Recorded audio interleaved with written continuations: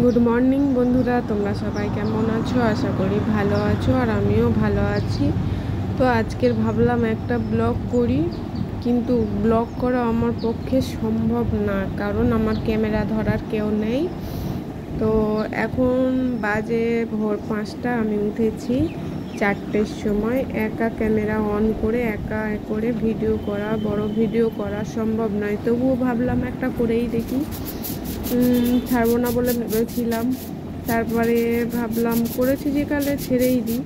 তোমাদের কেমন লাগবে জানি না। তো আমি যেটুকুনি পেরেছি সেটুকুনি দেখিয়েছি, সবটা দেখানো সম্ভব নয়।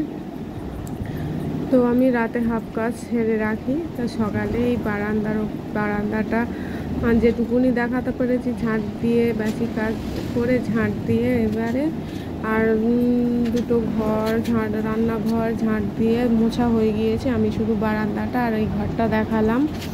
তো তোমাদের কেমন লাগবে জানি না। তো দেখো কেমন লাগে। আশা করি সব কাজটা দেখানো সম্ভব নয়, তো আশা করি পরবর্তী সময়ে হয়তো দেখাতে পারবো। তো যেটুকুনি পেরেছি সেটুকুনি তোমাদের সামনে তুলে ধরেছি যে আমি কি কাজ করি। আমি 4টের সময় করে উঠি। তো আমার রোডের গায়ে বাড়ি বলে আমি আমার ঘর মোছা হয়ে গেছে, লাইট অফ করলাম। ভোর 4টে মানে অনেক। তো রোডের গায়ে বাড়ি বলে আমি ওদিকে তালা দিয়েছি। এবার রান্নাঘরে এসে বাসন মাজছি।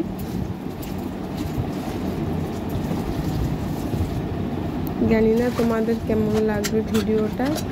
ঠিক মতো করতে পারিনি, বুঝতে তো পারছো যে একা ক্যামেরা অন করে ভিডিও করা, ব্লগ করা সম্ভব। আর আমার তো টুইন বেবি আছে, ওদেরকে রেখে আমি ভাবি অনেক সময় যে আমি সারাদিন কি কাজে থাকি বা কেমনভাবে ব্যস্ত থাকি, তোমাদেরকে সবটা শেয়ার করার চেষ্টা করি, কিন্তু হয়ে ওঠে না।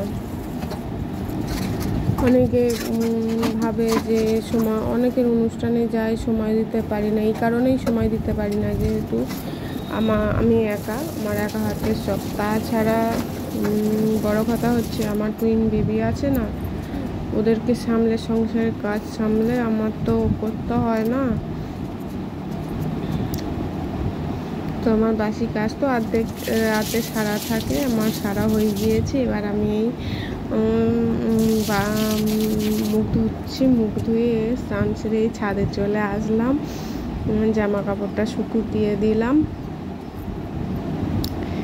এবারে ঠাকুর ঘরে যাব। আমার তো আলাদা করে ঠাকুর ঘর নেই, তো আমার যেটুকুনি আছে আমি সেটুকুনিতেই সন্তুষ্ট। ঠাকুর সব কাজ সেরে ঠাকুর ঘরে চলে এসেছি পুজো দিয়ে। এবার একটু চা করব, চা খাবো আজকে।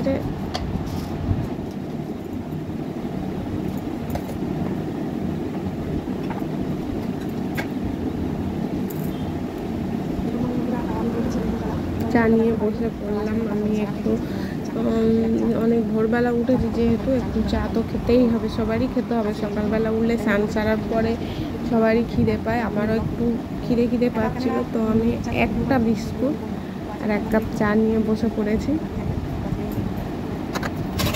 তো সকালে যে বাসনগুলো মেজেছিলাম সেগুলো দূর করা ছিল, তো সেগুলো আবার তুলে গুছিয়ে রাখছি। দেখেছো তো, একা ক্যামেরা করে আবার অন করা মানে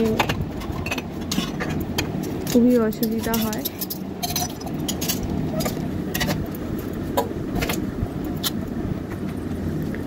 তো আমার তো সব কাজ সেরে রান্নাবাড়া করে একটু ছাদে চলে আসলাম। ভীষণই রোদ, বুঝতে পারছো, যেমন রোদ তেমনই গরম। আর আমার গাছে দেখো ফুল ফুটেছে।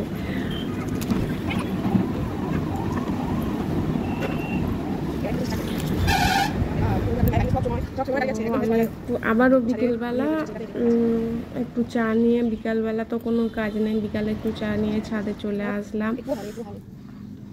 বসে বসে একটু চা খাচ্ছি।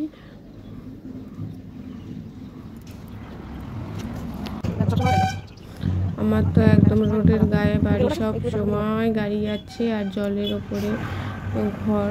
সব সময় আমার গেটে তালা দেওয়া থাকে।